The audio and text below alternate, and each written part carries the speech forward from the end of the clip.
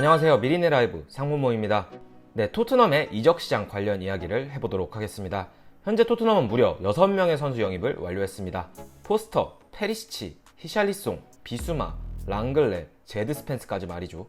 하지만 아직 토트넘에 보강이 필요한 포지션이 있습니다. 스위퍼 자리와 공격형 미드필더 자리인데요. 토트넘은 선수 영입 작업과 더불어 방출 작업도 서둘러야 합니다. 은돔벨레, 로셀소, 윙크스는 아예 전력 외로 평가받으며 구단에서 선수단 정리를 위해 이적을 시켜야 합니다. 그나마 로셀소는 세리에 A의 몇몇 팀이 관심을 갖고 있고 윙크스도 PL 몇몇 팀에서 관심을 갖고 있다고 알려져 있는데요. 제일 문제가 은돔벨레입니다. 이적 시장에 정통한 온스테인이 토트넘의 창의적인 미드필더는 이적 시장이 닫히기 전에 반드시 올 것이라고 말하며 공격형 미드필더의 영입은 분명히 있을 것임을 암시했습니다. 그리고 이어 토트넘과 로마의 자니올로 링크가 계속해서 나오고 있는데요. 토트넘이 메디슨과 파케타를 모두 거르고 자니올로와 영입 링크가 뜨는 이유는 은돔벨레를 처분하기 위해서일까요? 자니올로의 이적료가 5천만 유로 수준으로 책정되어 꽤 비싼 금액인데 어떤 생각을 하고 있는 것일지 궁금한데요. 이에 대한 내용 확인해 보도록 하겠습니다. 네, 우선 은돔벨레 영입을 공식적으로 원하는 팀은 아직까지 없습니다. 지난 겨울 이적 시장에 리옹으로 임대를 다녀온 은돔벨레이지만 프랑스 리그 앙에서도 그닥 임팩트 있는 활약을 보여주진 못했습니다. 그리고 은돔벨레는 토트넘으로 돌아왔고 토트넘에서 행복하다라는 말을 전하며 토트넘에서 굳이 떠날 이유가 없음을 본인 스스로 암시했습니다. 은돔벨레가 토트넘에서 받는 주급은 약 3억 원 수준입니다. 손흥민 선수와 비슷한 수준이죠. 그리고 계약 기간은 2025년까지이기 때문에 3년이라는 시간이 남아 있습니다.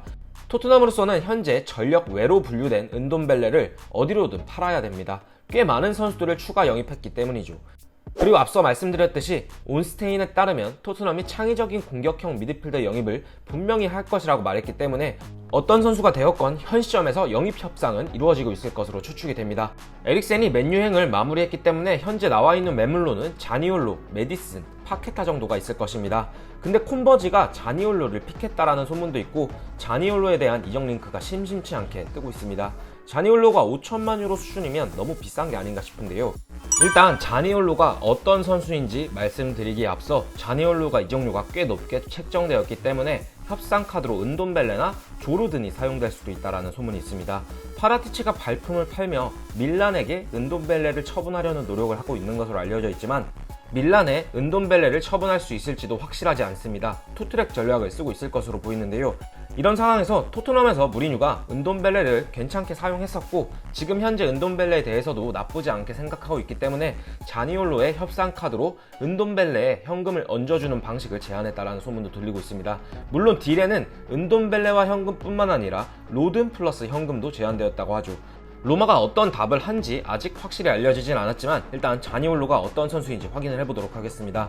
우선 자니올로를 영입하는데 굉장히 많은 토트넘 팬들의 반대의 목소리가 많은 것으로 알려져 있습니다. 유리 몸이기 때문이고 왼쪽, 오른쪽 십자인대가 모두 끊어졌었던 선수이기 때문에 토트넘으로 데리고 오면 제2의 은돔벨레가 될 것이다 라고 말이죠. 지난 시즌만 해도 10경기밖에 출전하지 못했으며 5골에 4개의 도움을 기록했습니다. 출전 시간에 비해서는 꽤나 많은 공격 포인트를 생산했다고 할 수 있지만 그래도 꾸준히 경기에 뛸 수 있는 선수가 중요합니다. 자니올로를 영입하는 것이 콘테 픽이라는 소문이 무성한데 소문일 뿐 아직 사실은 아닙니다. 그리고 콘테가 아무리 선수들의 장점을 잘 이끌어낸다 하더라도 부상을 당한 선수를 기용할 수는 없습니다. 자니올로는 일단 1999년생으로 젊은 선수이긴 합니다. 그리고 로마에서 주로 공격형 미드필더를 소화했지만 이선 어느 자리에서든 플레이가 가능한 선수입니다. 극단적으로 왼발을 사용하는 선수이긴 하지만 큰 키와 피지컬을 가지고 있고 속력도 나름 준수합니다. 하지만 공을 끄는 경향이 있기 때문에 플레이하는 것을 보면 라멜라처럼 공격 템포를 끊는 상황이 많습니다. 피지컬이 좋기 때문에 공을 잘 지켜낼 수는 있을 것으로 보입니다.